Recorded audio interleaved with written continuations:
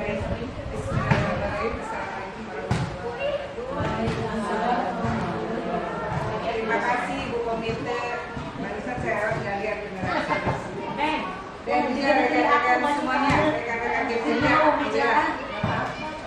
Hari ini Pak Ade akan membuktikan hasil karyanya ya, Pak Ade akan membuktikan hasil karyanya. Semoga saja ini yang terbaik dan insya Allah kesananya bisa lebih baik lagi ya. Karena akan terus meningkat kan ya. Ilmu itu harus terus bertambah, harus terus meningkat. Nah untuk itu Ibu sebagai orang tua di sini hanya memohon pada rekan-rekan semuanya, Ibu Komite juga untuk mendukung Pak Ade untuk terus berprestasi dan insya Allah berjalan terus sampai bisa jadi pemimpin yang terbaik. Itu saja ya. Untuk itu mangga nanti dilanjutkan Pak Ade yang bersama Waalaikumsalam. Terima kasih Pak Ibu Kepala Sekolah, lanjut saja ya. Terima kasih sekali lagi. Dalam hari ini ataupun bertepatan dengan tanggal 20 Agustus ya, bertepatan juga dengan tanggal 15 Safar ya, 14 Safar Hijriah.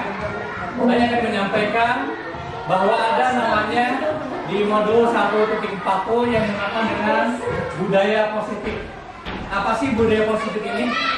Budaya positif kaitan antara guru dengan muridnya, juga antar sekolah, kepala sekolah dengan lingkungan yang di sekolahan. Bagaimana menciptakan budaya positif tersebut ya? Seperti diketahui bahwa budaya positif adalah nilai dan keyakinan universal, nanti bebas ini ya, yang diterapkan di sekolah. Budaya positif di sekolah bertujuan untuk membantu murid berkembang menjadi pribadi yang kritis, penuh hormat dan bertanggung jawab. Tiada lain adalah untuk mengembangkan potensi peserta didik. Nah, mungkin saya tidak akan bertanya terlalu ya, cuma bisa dijawab oleh rekan-rekan. Apa sih pentingnya menciptakan suasana positif di lingkungan sekolah? Oh, ada yang bisa jawab Pak? Apa ada weh? Ya? Ya? Pentingnya menciptakan suasana positif di lingkungan sekolah. Biar lebih semangat. Lebih semangat, oke. Lanjut, siapa lagi? Nyaman. Lebih nyaman, oke. Boleh nggak? Kita mulai dari Tidak ya. Nah, sebelum menjawab, saksikan dulu yang akan ditayangkan.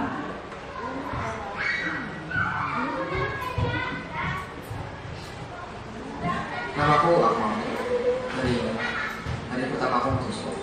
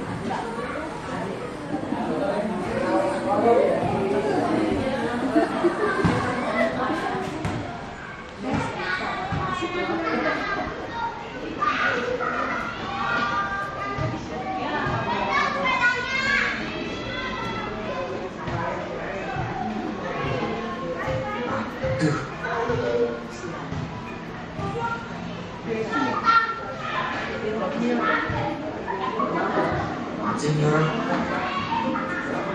bikin masih aja.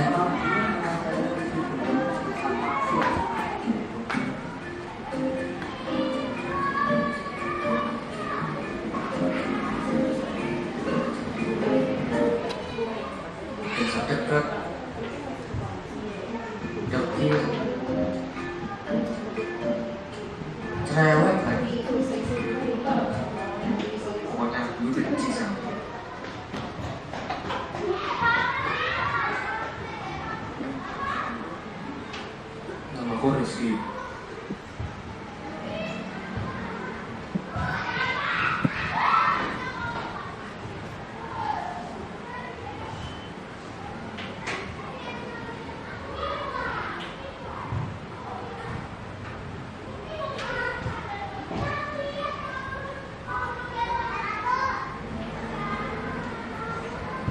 ini dari pertama aku masuk sekolah.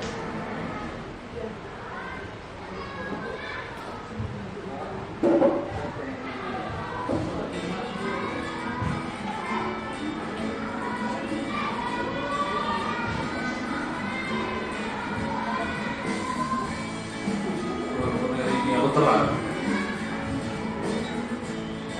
tapi aku senang karena akhirnya aku punya teman.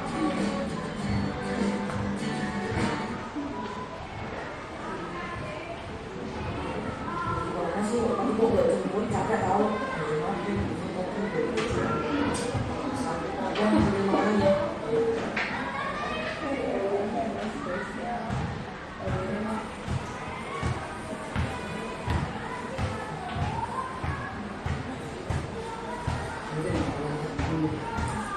Yang kalau sisi keluarga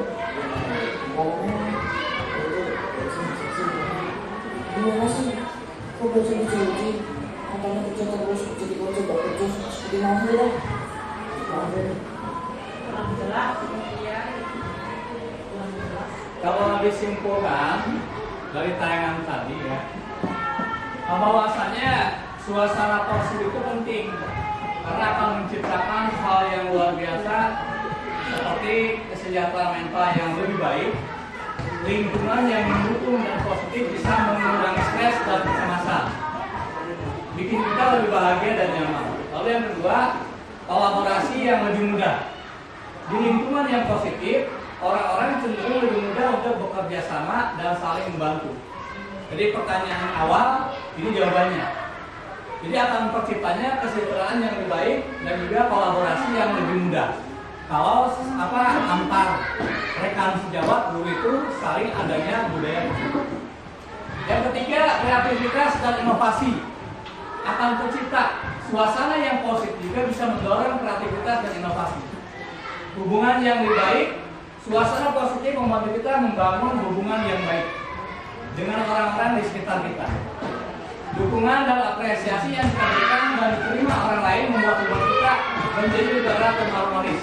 Contohnya, ya, apa yang dilakukan oleh kita setiap harinya, alhamdulillah di SD Negeri Bangka Kemang ini dalam kolaborasi sudah luar biasa, ya, dengan adanya diciptakannya komunitas belajar baik yang di kelas bawah ataupun kelas atas. Yang kelima, yang paling penting, mengurangi konflik. Ketika kita merasa dihargai dan didengarkan, kita cenderung lebih sabar dan pengertian terhadap orang lain. Ini membantu dalam menciptakan suasana yang damai dan mengurangi ketegangan. Saya pribadi jujur, ya, 3 atau 4 atau 5 tahun ke belakang, saya merasa istilah itu egonya terlalu, ya. Tapi setelah saya mengikuti guru penggerak ini, ada modul yang dikupas oleh peserta dari guru penggerak ini angkatan 11 yang dinamakan dengan modul 1.4, yaitu budaya positif. Inilah penciptaannya, ya. Saya lebih istilahnya itu lebih menahan diri, ya, ingin berbagi jelas, ya. Tapi di balik itu semuanya, ya, semuanya itu bisa dilakukan dengan cara kolaborasi. Nah, seperti diketahui, lingkungan yang aman dan nyaman berbasis disiplin positif di sekolah akan berdampak secara maksimal pada perkembangan dan pembentukan karakter peserta didik. Contohnya, peserta didik di kita yang jumlahnya 516, ya, itu semuanya kalau sudah dikendalikan dengan suasana yang positif, tidak akan terjadi yang namanya satu, bullying. Yang kedua, tidak akan terjadi yang namanya tindakan yang mengarah pada kekerasan ataupun pornografi, pornoaksi dan sebagainya. Karena apa? Lingkungan sekolah yang mengembangkan budaya positif akan membuat nyaman di sekolah. Anak-anak merasakan pembelajaran di SD Negeri Bangka Kemang ini dengan diayungi oleh rekan-rekan guru semua yang mengedepankan budaya positif akan lebih betah. Itu. Standar pendidikan nasional sudah dicetuskan bahwa budaya positif sangat diperlukan agar pembelajaran yang terjadi adalah pembelajaran yang berpihak pada murid atau berdiferensiasi. Sebagaimana tertuang dalam Standar Proses Standar Dasar Pendidikan pasal 2, yaitu pelaksanaan pembelajaran sebagai diatur dalam pasal 10 ayat 2 huruf P diselenggarakan dalam suasana belajar yang interaktif, inspiratif, menyenangkan, menantang, memotivasi. Saya di kelas ataupun di sekolah selalu memberikan interaksi antara siswa dengan gurunya, ya. Pun teman-teman semua mungkin sambil berjalan juga saya melihat sudah banyak yang sudah bisa berinteraksi, ya, dengan menciptakan lagu-lagu untuk penyemangat anaknya ataupun yaya dan sebagainya. Itu penting sekali untuk memotivasi ini. Inspirasi. Apa yang kita punya, kita sampaikan kepada, nggak ada yang salah. Ya, kita bekerja dan terus bekerja. Tidak ada yang salah dalam hal ini. Oleh karena itu jangan sampai kita tidak menciptakan sesuatu yang positif yang bisa dinilai oleh anak. Jangan sampai hanya datang ke sekolah, catat buku sampai habis dulu gitu ya. Kalau sekarang alhamdulillah tidak. Menyenangkan jelas di kelas ataupun di sekolah itu anak-anak itu harus menyenangkan. Melihat kita itu sangat antusias untuk pembelajaran. Menantang jelas ya. Contohnya kita ada yang namanya program setiap Selasa sampai Kamis, ada yang namanya program apel, lalu juga basul baris dan sebagainya. Nah, menantang kepada anak-anak untuk menampilkan bakatnya. Kita tidak menunjuk ya siapapun, tapi dengan sendirinya anak dengan sendirinya ingin maju mencapai bakat tersebut. Lalu ada lagi peserta didik untuk berpartisipasi aktif dan memberikan ruang yang cukup bagi prakarsa. Prakarsa itu kita selaku prakarsa ya membuat ruang yang cukup. Alhamdulillah SD Negeri Bangka Kemang 6 ini luar biasa ya. Dari 19 kelas ya ataupun ruang ya 15 kamar mandi itu cukup sebetulnya. Namun untuk itu tadi untuk kamar mandi masih dirasa kurang 15 ya. Dan dari lingkungannya juga sudah memadai. Mudah-mudahan kedepannya bisa ada lebih meningkatkan lagi dalam lingkungan ya, terutama dalam kebersihan dan keamanan. Kreativitas siapa? Ya anak-anak tersebut. Kemandirian sesuai dengan bakat, minat dan perkembangan fisik serta psikologis peserta didik. Semuanya sekali lagi bahwa apa yang disampaikan oleh PHD Dewantara bahwa kita mendidik itu adalah menuntun kepada peserta didik. Ini ada satu bagian yang luar biasa. Menurut teori control choice atau choice theory yang disampaikan oleh William Grasser, budaya positif itu transportasi pendidikan. Filosofinya dari Ki Hajar Dewantara. Ki Hajar Dewantara kita tahu ya bahwa beliau adalah seorang tokoh pendidikan ya, yang menciptakan nama siswa dan sebagainya. Apa kata filosofinya? Bahwa pendidikan yang menuntun dan manusia merdeka. Ini teorinya. Anda tidak bisa mengontrol orang lain, hanya Anda yang bisa mengontrol diri Anda sendiri. Kita, betul ya? Betul ya? Ya. Jadi kita tidak bisa mengontrol orang lain, tapi kita yang bisa mengontrol diri sendiri.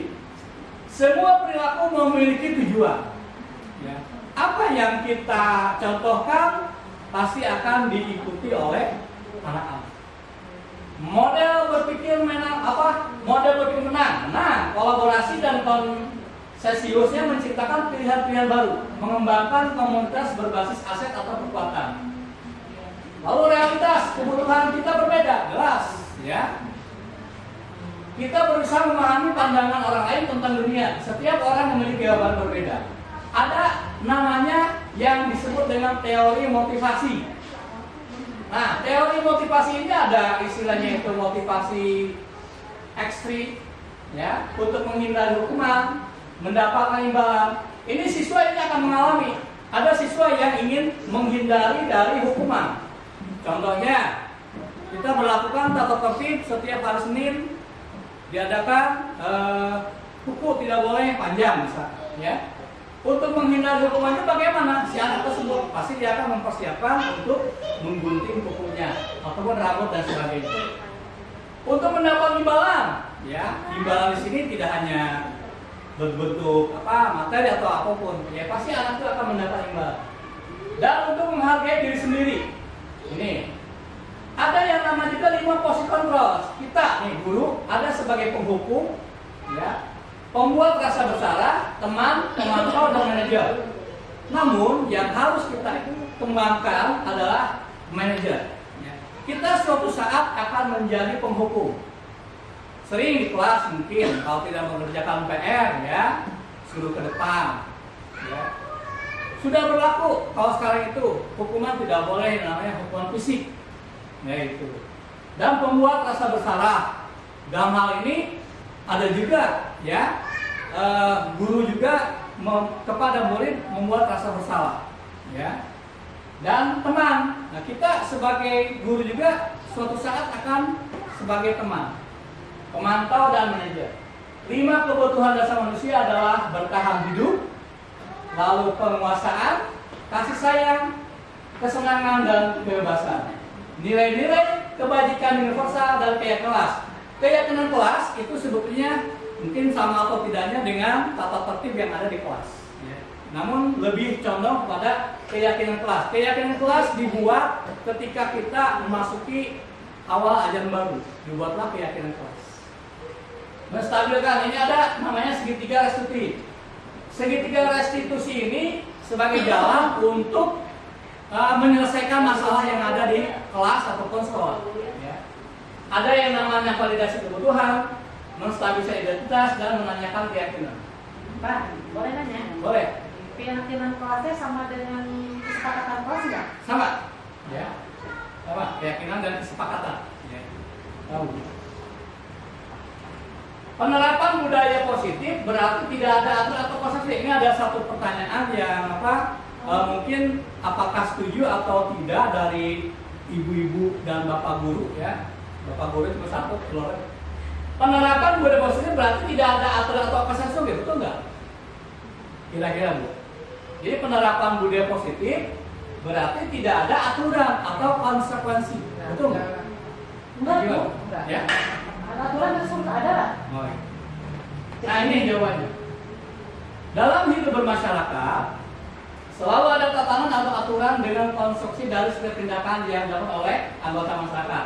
Dalam penerapan budaya positif, guru melatih kesadaran murid untuk memahami melalui pemahaman bahwa tatanan dan konsekuensi hadir untuk memberikan keselamatan dan kebahagiaan kepada diri sebagai manusia dan anggota masyarakat. Sehingga tatanan tersebut dipatuhi bukan karena takut konsekuensi, tetapi ada kesadaran diri ingin mewujudkan nilai-nilai berharga. Jadi jelas, ya. Kalau ada budaya positif, ya nggak apa-apa dilanjutkan juga dengan peraturan yang ada, ya hukuman dan konsekuensi. Nah ini nilai kebajikan universal yang ada. Ini, ya. Profil pelajar Pancasila itu mengandung nilai untuk sebagai nilai-nilai kebajikan universal. Di antaranya yang biasa kita lakukan mungkin Bumi yang udah hafal, ya. Pelajar Pancasila beriman dan bertakwa pada Tuhan Yang Esa dan berakhlak mulia. Berikan doa, gotong royong mandiri, kreatif dan bernalar kritis. Ini nilai-nilai kebajikan yang ingin dicapai oleh anak Indonesia. Kita kenal dengan profil pelajar Pancasila. Kita selaku pendorong guru untuk mencapai ini. Ya. Coba ulang lagi Bumi. Pelajar Pancasila beriman dan bertakwa pada Tuhan Yang Esa dan berakhlak mulia, Berkebinekaan global, gotong royong mandiri, kreatif dan bernalar kritis. Kata Ki Hajar Dewantara bahwa merdeka itu artinya tidak hanya terlepas dari perintah, akan tetapi juga cakap buat memerintah diri sendiri. Ki Hajar Dewantara menyampaikan pemikirannya dalam konsepsi teladanan sikap merdeka dalam bukunya cetakan kelima 2013 halaman 469, yaitu ini. Nah, bentuk program kebajikan. kalau kita ingin memberikan kepada siswa kebajikan, beri pengakuan secara khusus, ya, dengan kata-kata bagus dan sebagainya, ya. Atau beri pengakuan secara pribadi, ya, bisa istilah itu ngobrol secara pribadi, ya. Dan beri pengakuan kepada semua murid bergantian. Jadi kalau di kelas kita guru jangan istilahnya itu siswa tidak bisa apa-apa terus aja di istilah itu dimarahin dan sebagainya. Tidak sekarang, ya. Tetap berikan pengakuan, ya. Panggil untuk dengan cara kamu istilah itu mungkin belum bisa, ya, dalam hal ini. Tapi nanti besok bisa akan bisa. Bapak yakin itu atau ibu yakin itu. Nah, itu pengakuannya untuk pada murid. Beri pengakuan secara konsisten. Nah, jadi jangan sampai hanya itulah itu aja, jadi hanya seseorang aja yang dipuji ataupun diberi pengakuan, tapi untuk semuanya. Karena ini ada universal. Dan fokus pada proses. Lihat prosesnya bagaimana siswa tersebut. Apakah mungkin masih ada kendala dan sebagainya. Nah, contoh pengakuan atau apresiasi kebajikan. Pembuka. Kemarin saya perhatikan kalian itu kurang memahami latihan berbaris misalnya. Ya, itu nilai pembuka. Ya. Nilai kebajikannya rasa empatimu besar sekali terhadap apa yang terjadi. Situasinya pada saat menolong murid baru di kelas kita. Maksud begini, ya. Semua yang ada ini adalah apresiasi kebajikan. Yang kedua, saya menghargai kepedulianmu pada saat kamu membantu teman-temanmu di kelas kelompok. Contohnya, ya. Ada anak mungkin di kelas kita itu ada yang beragam, ada yang pintar, ada yang kurang, ya. Kalau bisa dalam membuat kelompok itu kita aduk, ya. Nanti si yang pintar itu akan melihat bahwa oh iya betul, ya. Melihat kelompok ini. Nah, kita selaku guru menghargai kepada si anak pintar tersebut, ya, dengan cara yaitu tadi memberikan satu penghargaan atau motivasi yang bagi dianya sangat untuk berkembang. Terima kasih untuk dan rasa tanggung jawab pada saat kamu memungut kertas yang berserakan di lantai.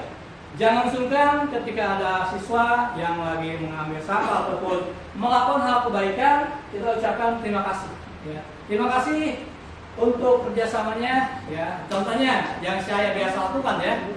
Kalau setiap pulang sekolah, saya selalu mengucapkan terima kasih anak-anak hari ini.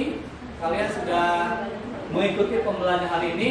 Mudah-mudahan besok lusa ada dalam keadaan sehat, ya, dan kita tetap akan belajar dan belajar bersama. Ya, kita tutup dengan assalamualaikum warahmatullahi wabarakatuh. Belum. Oke. Jawab salam tapi. Menjawab salam maksudnya. Ini kita ice breaking dulu, ya.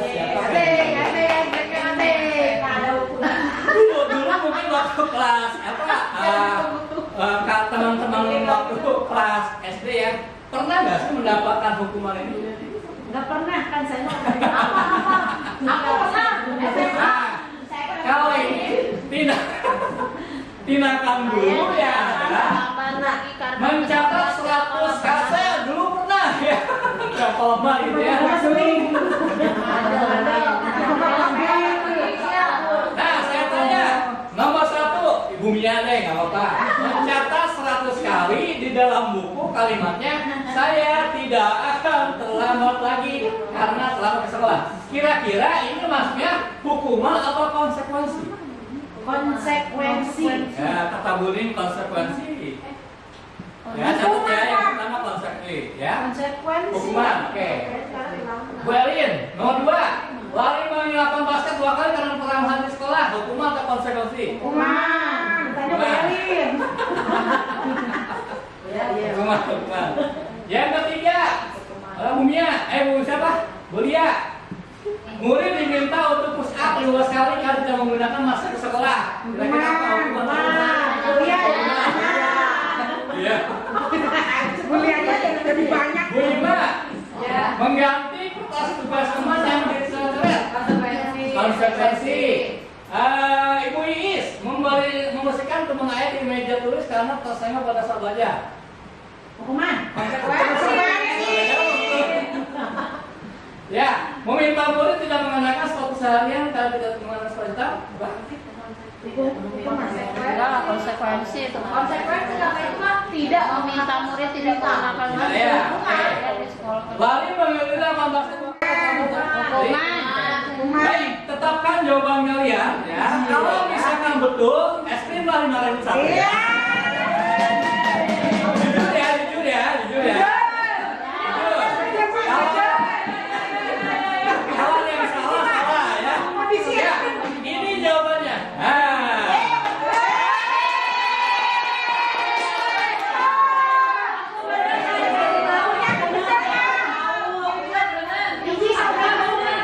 Harus diaman.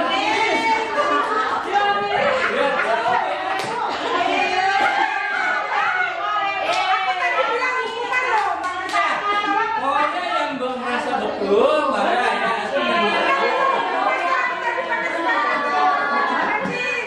Yang mau jawab kebagian Pak.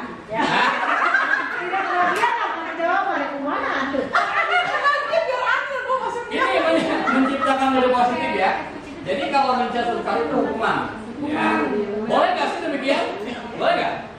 Boleh. Nggak boleh Pak. Nggak boleh. Nggak boleh. Nah, terus lari menilai 18-nya hukuman. Diminta pulsa hukuman. Mengganti kertas, mengganti kan kertas kita ya. Ya. Dan membersihkan jasama konsekuensi. Tidak mengenakan sepatu. Jadi salah hiji. Jadi salah hiji. Jadi, paling benar. Nah ini, ada namanya restitusi. Restitusi ini adalah sebuah pendekatan untuk menciptakan disiplin yang positif. Apa sih? Restitusi adalah proses menciptakan kondisi bagi murid untuk memperbaiki kesalahan mereka, sehingga mereka bisa kembali pada kelompok mereka dengan kata budaya. Nah ini, kalau misalkan ada anak yang terlibat kesalahan, ya, kita gunakan restitusi ini. Ya. Nah, restitusi juga proses kolaboratif yang mengajarkan murid untuk mencari solusi untuk masalah dan membantu murid berpikir tentang orang seperti apa yang mereka inginkan dan bagaimana mereka harus memperbaiki orang lain. Restitusi membantu murid menjadi lebih baik, memiliki tujuan, diisi positif dan memulihkan dirinya setelah berbuat salah. Penekanannya bukanlah pada bagian berperilaku untuk menyenangkan orang lain apa menghindari ketidaknyamanan, namun tujuannya adalah menjadi orang yang menghargai nilai-nilai kebajikan yang mereka capai. Jadi kalau misalkan ada siswa yang bersalah, jangan disalahkan terus, tapi motivasikan supaya mereka mencapai tujuannya menghargai nilai-nilai kebajikan yang mereka percayai. Begitu. Nah ini contoh 9 ciri-ciri restitusi.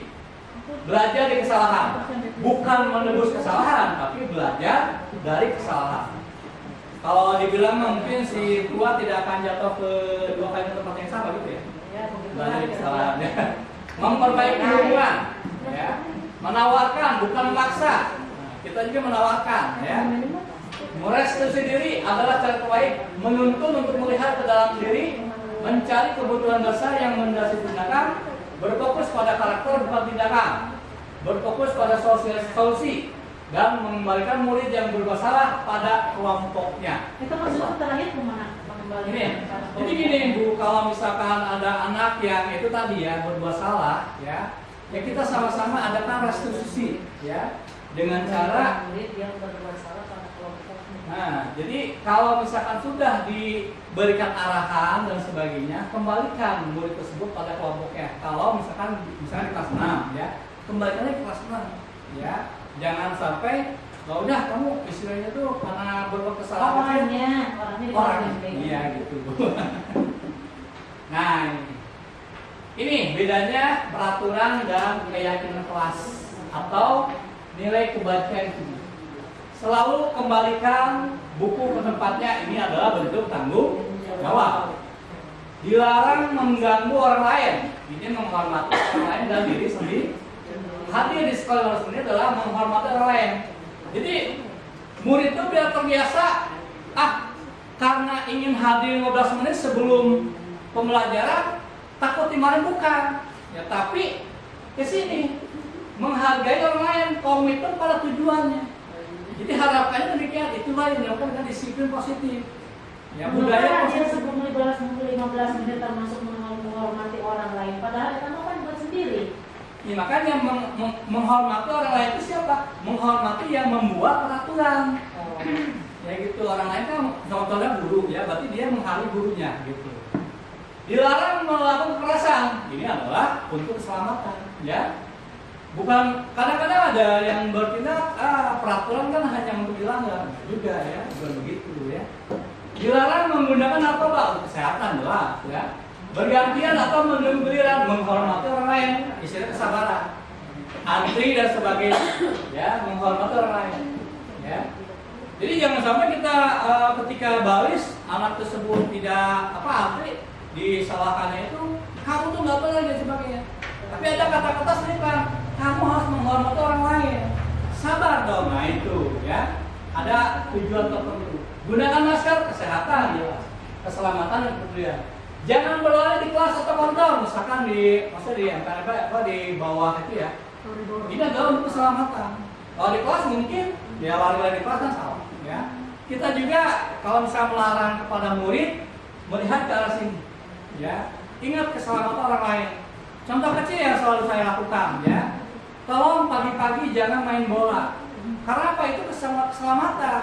Keselamatan buat siapa? Orang lain. Misalkan ada orang tua yang kelas 1 baru ngantar anaknya dan sebagainya. Nah, Itu katanya ya. disorot. Suruh menyorot. Ini murah. Pak Ade bisa jangan. Besi kebakaran. Ini ya. Berarti kesempatan kelas ya. Betul. Ini kalau kami guru dan murid yang saling menyayangi, ngapain ya? Bukan ya? Wah, ini teman. Ya bukan, berarti kesempatan hasil datang ke tempat waktu mengucapkan Salam. Berarti udah disepakati oleh kelas kita. Ini oleh kelas nih penting ya. Yang kedua menjaga kebersihan sekolah. Ya, berdoa sebelum dan sesudah kegiatan. Aktif dalam pembelajaran dan tertib. Nah itu semuanya sudah bisa dilakukan. Yang dinamakan dengan kesepakatan kelas. Hasil dari siapa? Dari siswa dengan gurunya. Ini, mari berdiskusi. Saya mau tanya. Itu ada 75. Ini kan suka ada ya di toko-toko gitu ya. Ini termasuk kesepakatan kelas nggak sih yang dijual?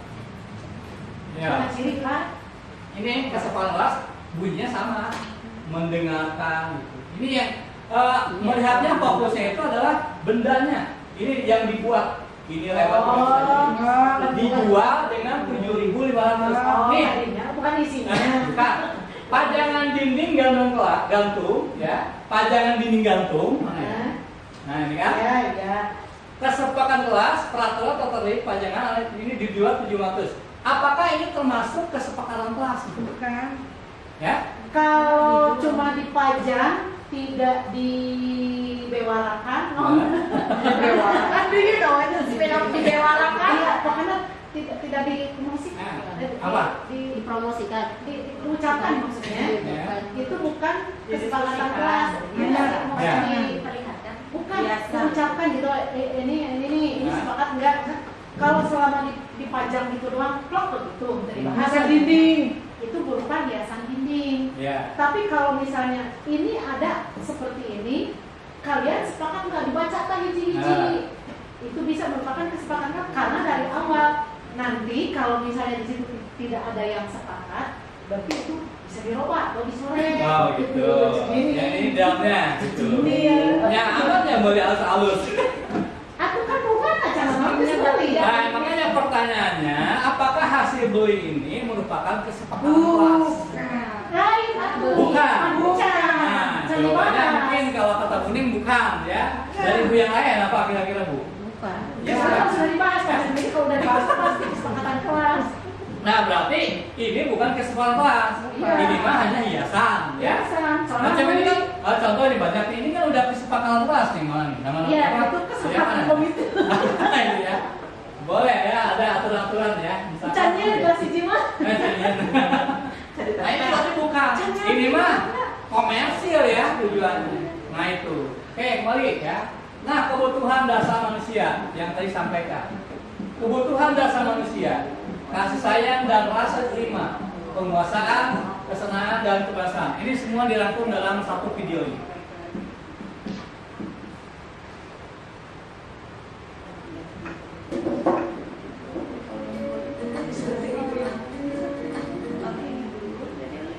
Sangat bahagia ibu dan bapak guru hebat dalam penerapan disiplin positif restitusi.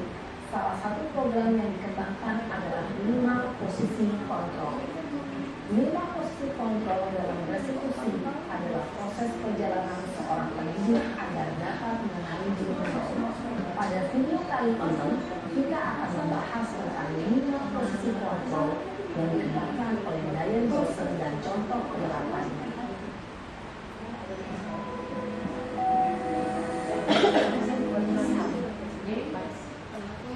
Lima posisi kontrol itu adalah: 1.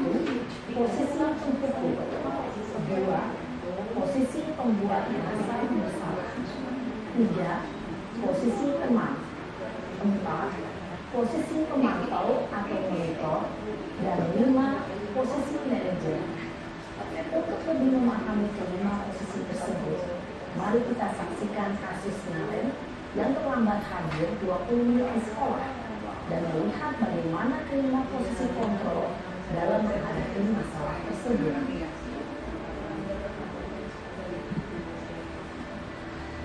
Ini sebagai posisi penghukum. Dia terlambat hadir.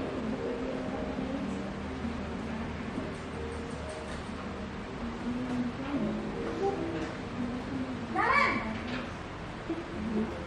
sini kamu. Selalu terlambat. Kamu deh, pasti terlambat.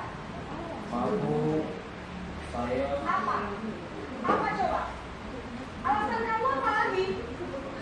Kapan sih kamu tidak terlambat? Malas sekali ya kamu jadi anak. saya Dasar pemalas. Gak kapok-kapok sih kamu. Sudah berapa kali terlambat? Sana, kamu keliling lapangan basket 2 kali. Presiden kasih. lapangan basket Bu. Kenapa? Kamu terlambat itu. Berani-beraninya jawab. Sudah terlambat, masih berani jawab pula. Sekarang, keliling lapangan basket 5 kali sekalian. Biar kamu. Cepat. Pergi sana ke lapangan basket. Posisi penghukum biasanya berbicara dengan nada tinggi, menghardik, menunjuk-nunjuk, menyakiti, dan menunjuk. Hukuman bisa berupa fisik maupun psikis. Ibu dan bapak guru hebat, dampak yang terjadi pada murid ketika guru berada pada posisi penghukum adalah murid cenderung akan memberontak, bahkan menyimpan dendam.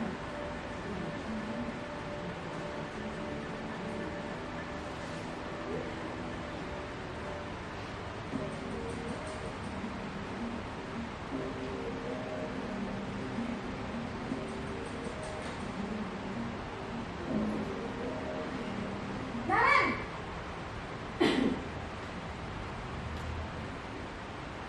Selamat pagi Bu. Naren. Kamu kenapa terlambat lagi, nak? Ya Tuhan, Naren. Kamu senang ya bikin ibu susah ya? Kalau kamu terlambat lagi, nanti ibu yang ditegur bapak kepala sekolah, nak. Disangka ibu tidak bisa membina kamu. Duh, gimana ini? Maaf Bu, Duh, Gusti Naren. Kamu suka ya kalau ibu ditegur bapak kepala sekolah? Terus, sekarang ibu harus tulis apa yang di buku absen? Ini kamu sudah sering terlambat loh. Ibu harus apa coba? maaf Bu, maaf sekali. Ya sudah, lain kali jangan bikin ibu susah lagi anak ya. Ibu tidak akan kuat lagi kalau kamu begini terus. Bisa jantungan kalau ibu ditegur bapak kepala sekolah. Sekarang cepat Maaf ya Bu. Membuat merasa bersalah berarti si guru itu merasa bersalah, nggak bisa membina. Posisi pembuat rasa bersalah Yang pertama itu berbicara dengan nada tenang, Nah, ini cenderung lembut. lembut Bahkan kata-katanya. kata-kata yang diutarakan membuat murid merasa menjadi orang yang gagal. memandang dirinya sendiri, merasa tidak berharga, dan tidak sanggup membahagiakan orang lain. Ketika guru mengambil posisi pembuat rasa bersalah, murid akan menganggap dirinya yang bersalah. Dia akan menyimpan emosi negatif tersebut di dalam dirinya. Ada lagi yang namanya sebagai posisi teman. Masih terlambat lagi ini ceritanya tentang si Nario yang sering terlambat. Dia dengan penanganan yang berbeda-beda. Ya, betul. Kalau penghukum kita hindari ya, karena itu akan membuat hindar. Wah, sudah jam berapa ini nak? Nah itu kata Selamat teman. pagi ya sayang. Iya bu, habis ya saya bu. Kamu Terlalu pakai saya. Kamu bukannya ada yang kerja? Kok terlambat sih? Iya bu, saya memang terlambat bangun tadi. Jadi biar saya lagi kencang. Tetap kerja bu. Jadi kalau sebagai teman tuh lembut, Nanti ya emang kayak teman aja. larinya lebih kenceng lagi ya. Biar gak terlambat lagi. Bikin seneng ibu demi ibu. Bisa kan? Bisa bu. Bisa. Nah, Ya sudah, sana masuk kelas. Ibu beresin urusan absen kamu. Kamu ini ada-ada saja. Dalam posisi teman, guru berbicara dengan nada suara ramah, akrab, cenderung bersenda gurau untuk menjaga suasana tetap santai. Murid akan merasa senang, aman, dan akrab dengan guru. Identitas yang tercipta adalah identitas sukses atau berhasil. Namun, perlu diingat, karena ini masih dorongan eksternal, maka ada faktor ketergantungan dari murid kepada orang tertentu. Di sini, guru absennya, sehingga di lain waktu, murid bisa berperilaku baik, namun hanya kepada orang-orang tertentu saja. nah ini memantau atau monitor. Posisi keempat.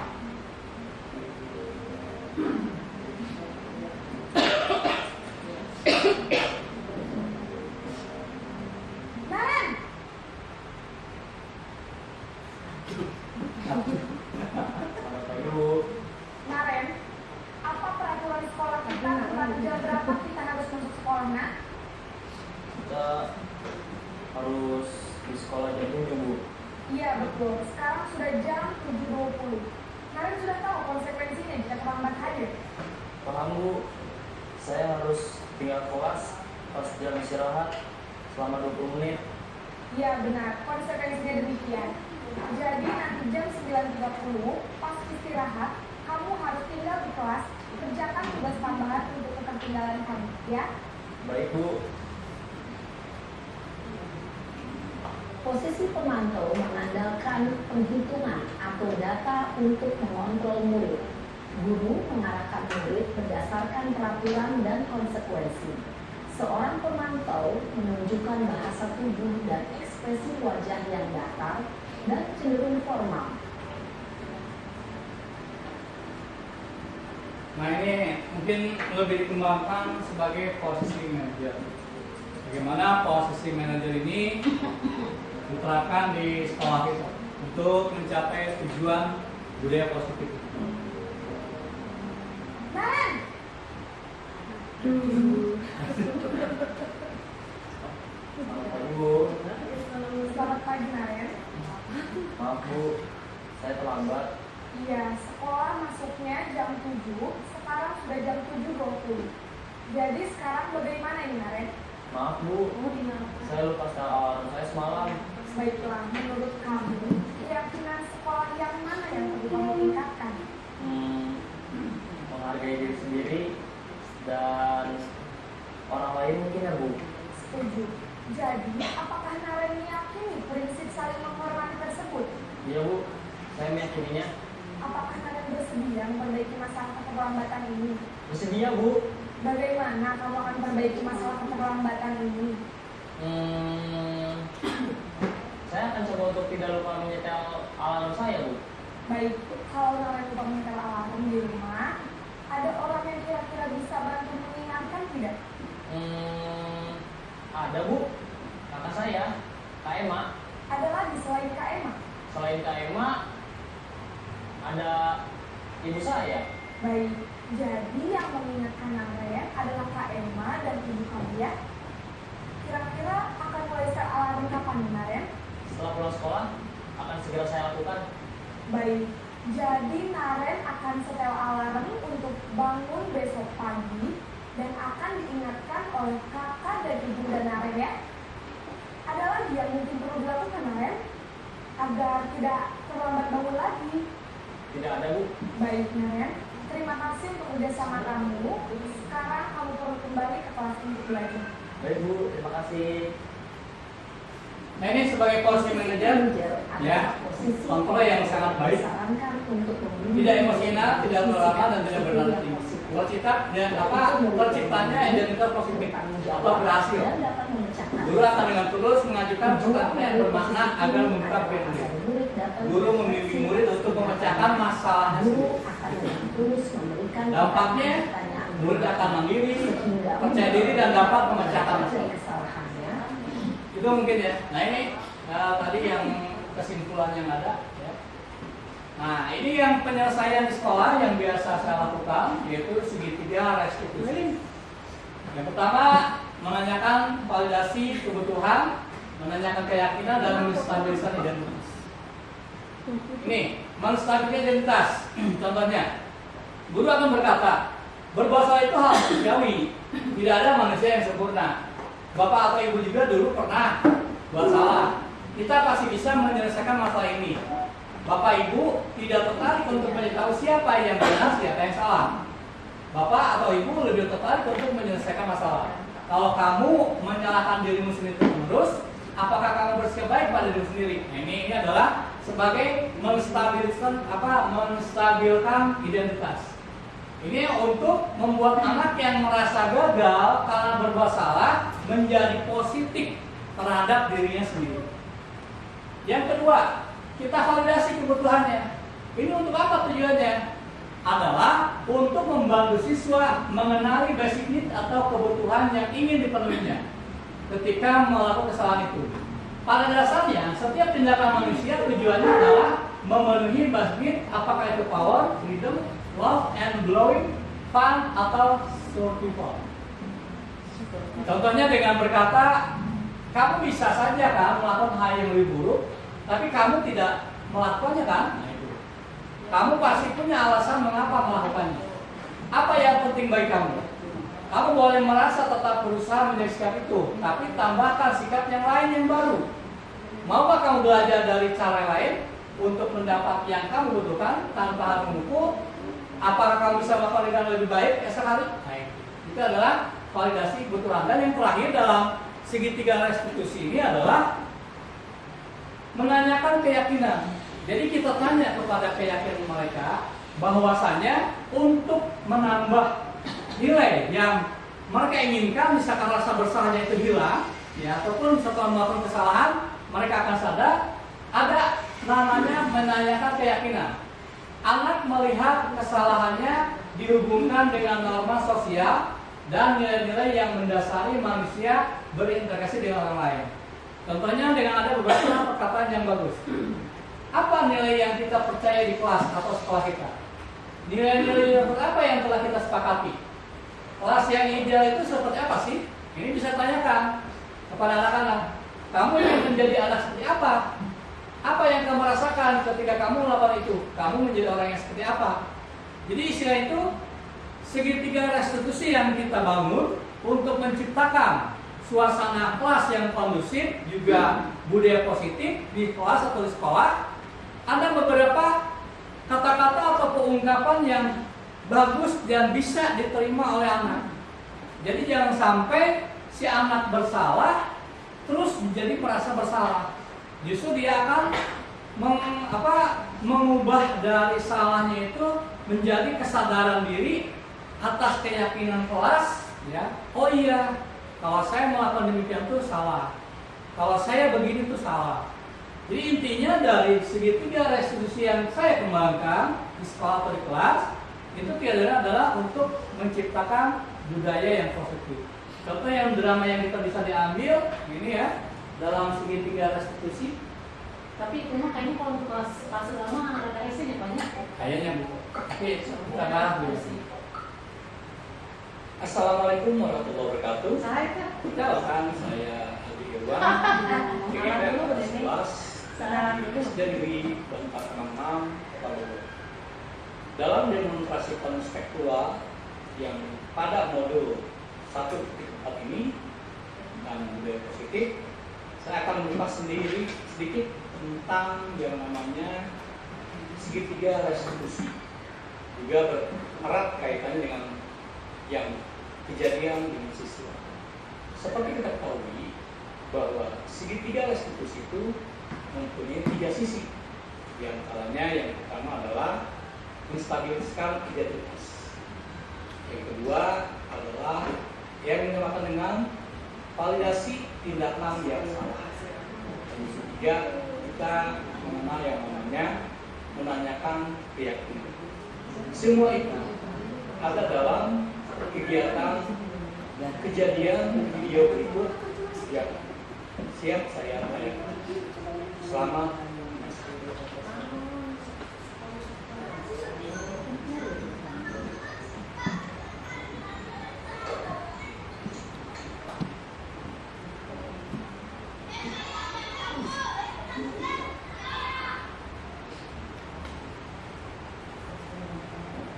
ini kejadian yang di kelas. Siswa ini mungkin tidak pikat ya, sehingga menjadikan siswa yang lain agak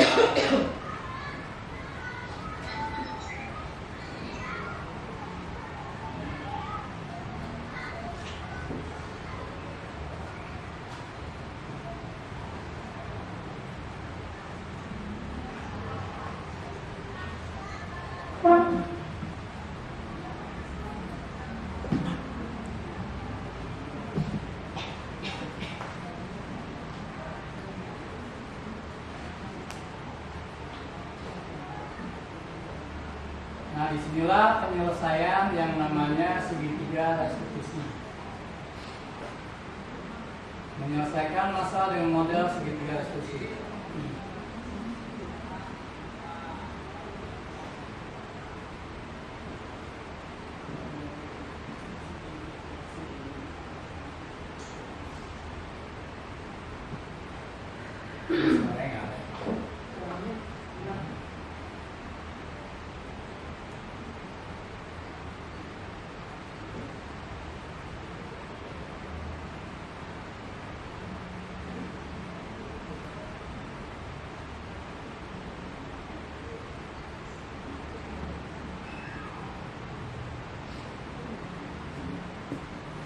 Menstabilkan identitas, maksudnya kesalahan apapun itu kita tanyakan ya, jangan sampai si anak itu merasa ya memang melakukan itu salah, tapi kita ada solusi untuk tidak melakukan kesalahan tersebut.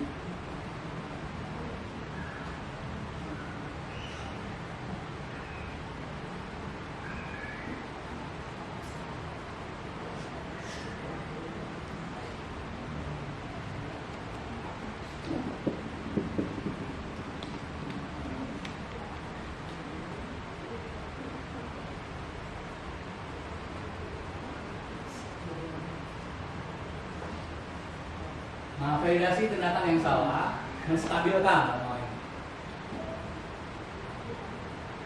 mana yang salah, terus juga dari laporan temannya itu yang merasa keberatan kalau temannya itu tidak piket dan sebagainya.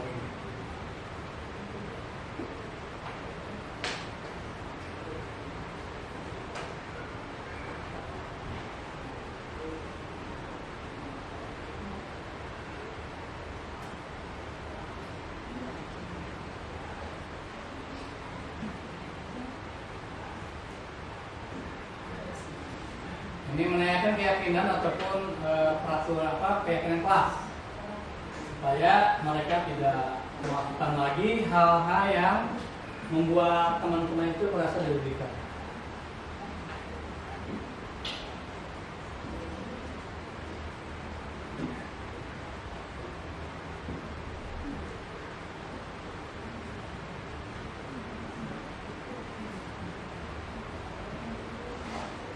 Oke, itu videonya yang telah disampaikan ya, mudah bermanfaat dengan sehat dan tetap berkreativitas.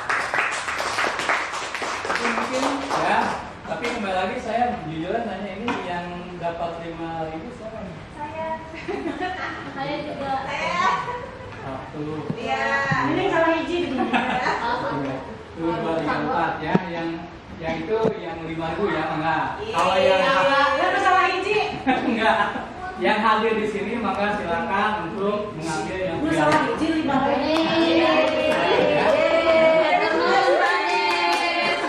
Itu mungkin ya yang kami ataupun saya sampaikan sebagai bentuk bahwa aksi nyata yang budaya positif ini ya intinya ingin mengembangkan kepada siswa-siswi agar tetap terjalin budaya yang bagus di sekolah ataupun lingkup yang kecil di kelas agar senantiasa menciptakan keharmonisan yang ada. Terima kasih dari saya. Assalamualaikum warahmatullahi wabarakatuh. Waalaikumsalam.